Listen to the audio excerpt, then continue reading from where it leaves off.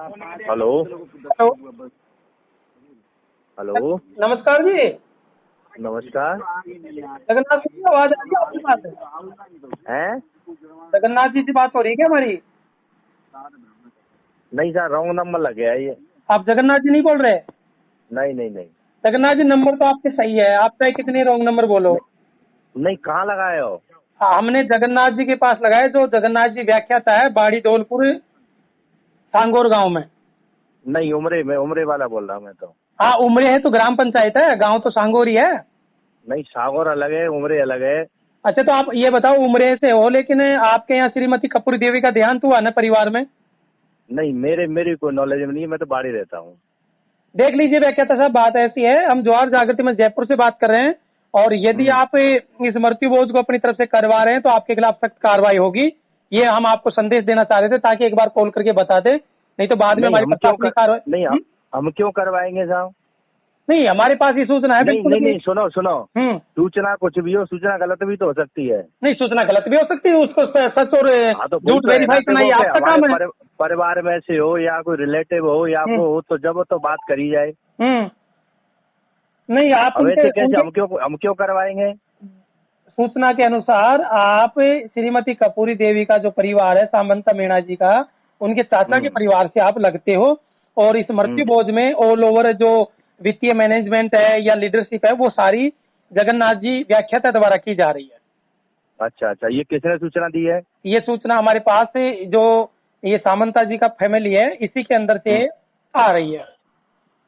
नहीं तो उसका नाम तो बताओ। नहीं सर, नाम तो फिर वही बात है ना, आप उससे जाके बैठ जाओगे। नहीं, आपने ऐसे कैसे कह दिया? अगर मैं मानहानि का दावा करूंगा तो फिर आप क्या करोगे? बिल्कुल कर सकते हो आप, इसमें आप स्वतंत्र हैं। आप कैसे दबाव दे रहे हैं इस बात का कि मतलब आपने की है सारी लीडरशिप? वो रिकॉर्ड है ना हमारे पास, फिर वो जब मानहानि वाली बात आएगी और मामला मुकदमे में तब्दील होगा तो जो एविडेंस दे रहा है, मतलब जो खबर दे रहा है उसको हम एविडेंस के तौर पे खड़ा कर देंगे। नहीं तो एक बात है, आप समाज से ही हो ना, मीणा समाज से ही हो ना? जी। नहीं है ना, मीणा समाज से ही है ना? जी बिल्कुल, मीणा समाज से। आपके यहाँ बुजुर्ग नहीं मरते? जी बिल्कुल मरते हैं ना, तो उनके लिए कन्या तो करी जाती है कि ना करी जाती है? नहीं, कन्या देखो, एक चीज बताऊं मैं आपको ना, हाँ। समाज की परिपाटी, रीति रिवाज, परंपराएं सब जगह लगभग एक से एक, कुछ फेरबदल हो सकते हैं। ओके। अब यदि कोई भी व्यक्ति के देहांत पर हम देखें तो मानवीय दृष्टिकोण से तो ये एक पीड़ा का और एक संवेदनशील मुद्दा होता है, जहां पर भोजन का आयोजन करना, खिलाना, खाना मानवीय दृष्टिकोण से गलत है। ठीक है। अब बात आती है पगड़ी दस्तूर की या रीति रिवाजों की, जो बहन बेटी पानी वगैरह देती है, तो उसके लिए सामान्य तौर से आज से हमें इतिहास में जाके देखें, आप एक व्याख्याता है और आपसे अच्छा ज्ञान शायद हर कोई नहीं रख सकता, तो यदि ऐतिहासिक रूप से भी हम इस बात को देखें तो प्राचीन काल में हमारे पूर्वजों द्वारा भी जब आर्थिक स्थिति बहुत विषम परिस्थितियां थी, कमजोर थी, तब केवल एक सामान्य खाने का प्रॉपर आयोजन होता था, और उसमें इसलिए होता था कि लोग दूर दराज से आते थे, वैज्ञानिक और आधुनिक तकनीक इतनी सक्षम नहीं थी, लिहाजा उनको आने जाने में समय लगता था, तो आदमी भूखा तो नहीं रह सकता। तो उस भूख, जैसे मान लो 2 डेज 3 डेज का जब समय निकलता था तो भोजन की व्यवस्था सामान्य रूप से उनके लिए की जाती थी, क्योंकि जीवित रहना है, शरीर को चलाना है तो भोजन तो आवश्यक है, बेशक चाहे कोई भी मरे। तो उस स्थिति में एक सामान्य खाने का, भोजन का आयोजन उनके लिए परिवार की तरफ से न करके अड़ोसी पड़ोसियों की तरफ से किया जाता था। लेकिन जैसे जैसे परिस्थितियां बदली, आपसी मनमुटाव बढ़े, तो परिवार ने क्या किया, उसको मान सम्मान और स्वाभिमान का इश्यू बना करके और पड़ोसियों के खाना खिलाने से बंद करके स्वयं ने खिलाना शुरू कर दिया। फिर एक दौर आया कि आरक्षण के बल पे आप आर्थिक रूप से बहुत सक्षम हो गए, और सक्षम होने से क्या हुआ कि आपने पैसे का तोतला दिखाना शुरू कर दिया और आपने मिष्ठान बनाना शुरू कर दिया, मिष्ठान खिलाना शुरू। तो परिपाटी किस तरीके से सीढ़ी दर सीढ़ी कुरीति में बदलती चली गई और आज वो हमारे गले की फांस बन गई। तो 1960 में सरकार को इसी परिस्थिति को देखते हुए एक्ट बनाना पड़ा, और एक्ट बनने के बाद भी ये कुप्रथा खत्म नहीं हुई। आज हमारा संगठन इसको खत्म करने के लिए इसलिए प्रयासरत है कि जितनी भी सामाजिक कुरीतियां है वो समाज के आर्थिक विकास में बाधक है और पतन का कारण है। लिहाजा इस पैसे को, हम इस पूंजी को सही दिशा दे करके और समाज की दशा बदले, तो मैं समझता हूं कि वो एक बेहतरीन कार्य है। उसी संदर्भ में आप एक व्याख्याता, आपसे ऐसी अपेक्षा की जाती है कि कुतर्क नहीं करके आप इस परिपाटी को खत्म करने में सहयोग करें। और इस बात को आप भी समझते हैं कि 3 की बैठक में वहां 100 किलो चीनी आपने मतलब जो भी भोजन बना करके लोगों को खिला दिया, क्या ये उचित था? ये हमारी तरफ तो परंपरा के तौर पर भी नहीं है। मेरा समाज से मैं भी आता हूँ, आप भी है, मैं जयपुर से बिलोंग करता हूँ। मेरे समाज में तीये की बैठक में चाय भी अलाउ नहीं है मेरे एरिया में, और आपके वहाँ तीये की बैठक में भी भोजन का आयोजन होता है। फिर 12वीं पे भी आप भोजन का आयोजन करो, मतलब एक व्यक्ति पे मरने पर कितनी बार खुशियां मनाई जाएगी? बड़ी विडम्बना की बात है ना।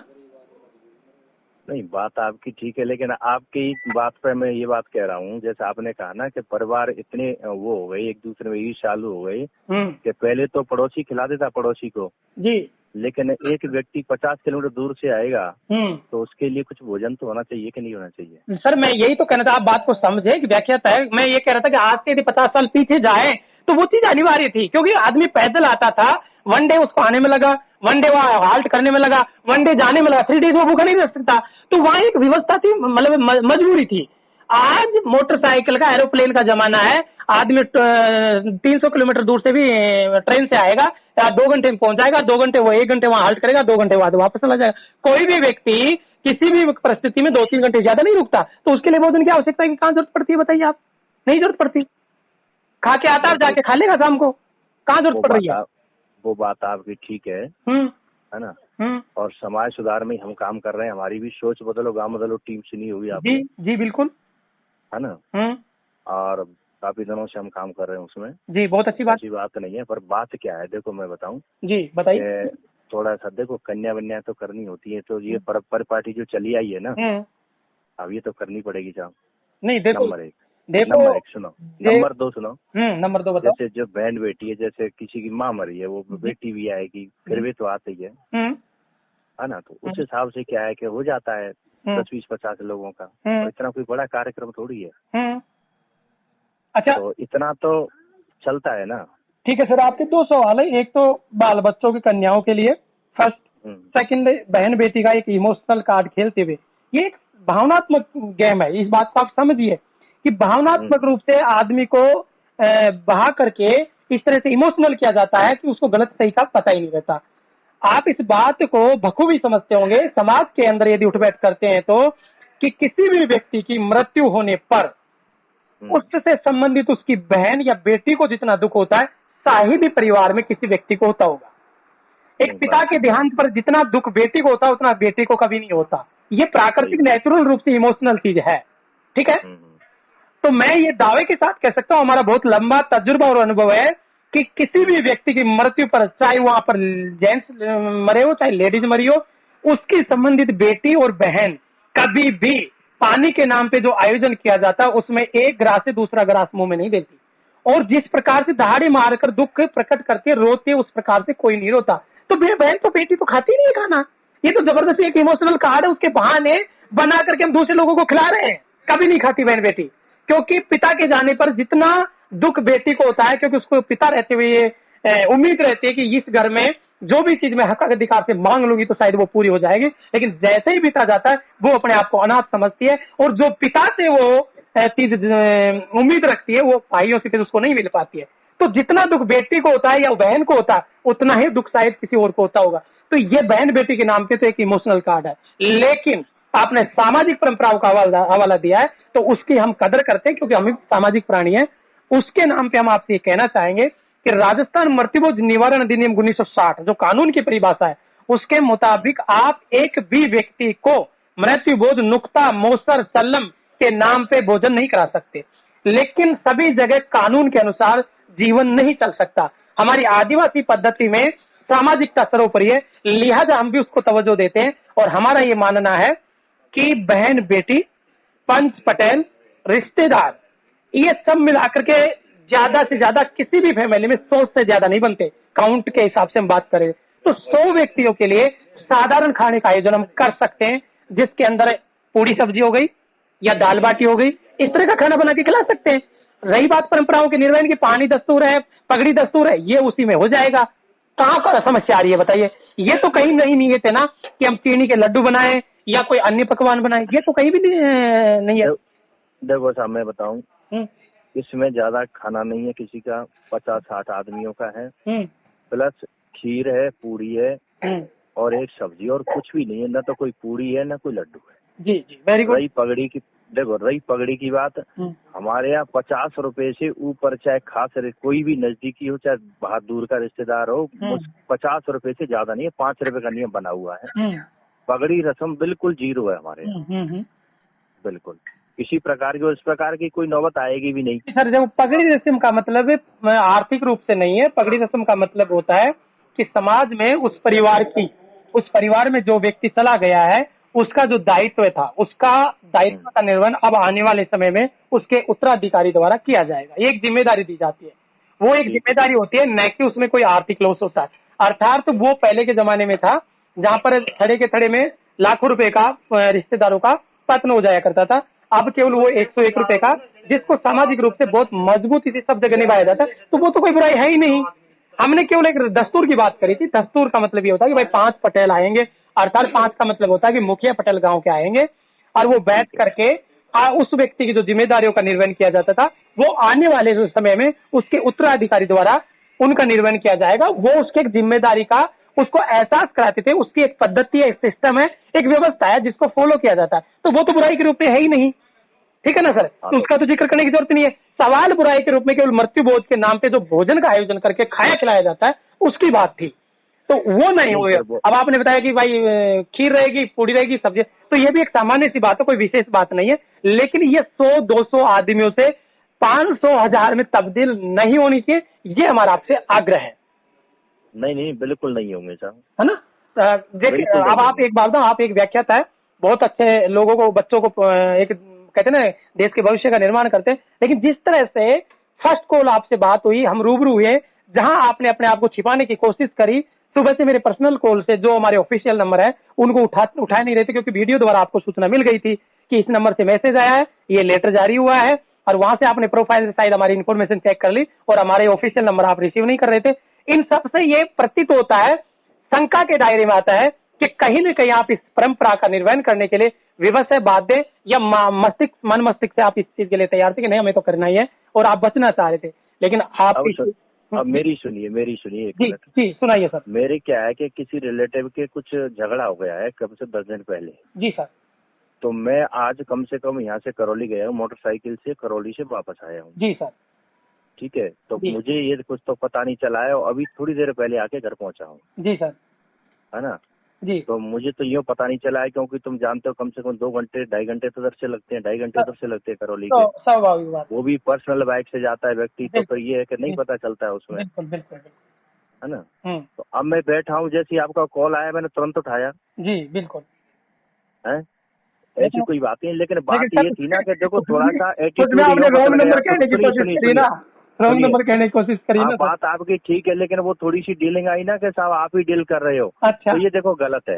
हाँ नहीं होता है, मैं खुद गलत भी हो सकती है कर रहा हूँ साहब, काफी लंबे समय से काम कर रहा हूँ सर। ठीक है, और मैं भी समझता हूँ सारी बातों को जी। तो मुझे भी पता है कि व्यक्ति नर्क और स्वर्ग यही जीता धरती पर। यस। जिस व्यक्ति के पास कर्जा हो गया ना तो वो नर्क की जिंदगी जिएगा, जब तक मरेगा जब तक कर्ज नहीं पटेगा उसका। वास्तविकता है। तो इस बात को हम भी जानते हैं, सारी बातें जानते हैं साहब, तो पूरा लिमिटेशन है, सारी व्यवस्थाएं ओके है, कोई दिक्कत ना है। देखो मैंने जो मीनू बताया उस मीनू के अलावा आपको एक चीज अलग नहीं मिलेगी आपको, ये पक्का माने।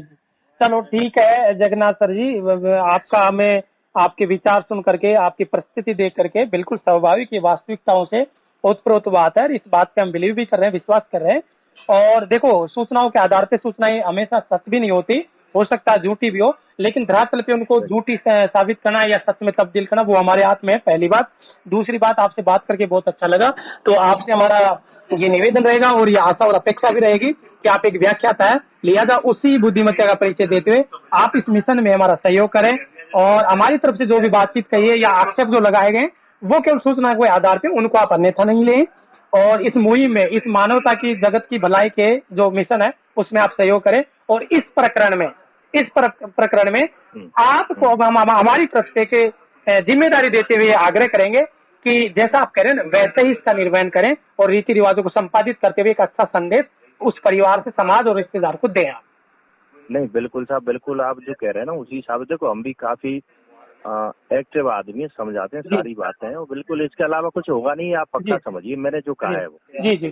चलो ये आपको बिल्कुल गलत सूचना नहीं है, आपको 100% सही है ये। ठीक है सर, वो चीज हम मानते हैं और हमारा तो यही विनम्र निवेदन है कि ये सूचना जो हमारे पास आई है, जैसा हमने आपसे कहा, अर्थात जिस प्रकार के आरोप लगाए उन आरोपों को निराधार करना, झूठा साबित करना, धरातल पे इस कार्य को इम्प्लीमेंट करके आप करेंगे। ठीक है ना सर। तो आप इस चीज को हमारे निवेदन पे ये समझिए कि हमारी तरफ से आप उस परिवार की तरफ से नहीं, हमारी तरफ से एक सक्रिय भूमिका का निर्वहन करते हुए इस पूरी चीज को खत्म करने में आप सहयोग करें, और जैसा आपने कहा वैसे ही कार्य को संपादित करें, लिहाजा एक अच्छा संदेश समाज में जाए।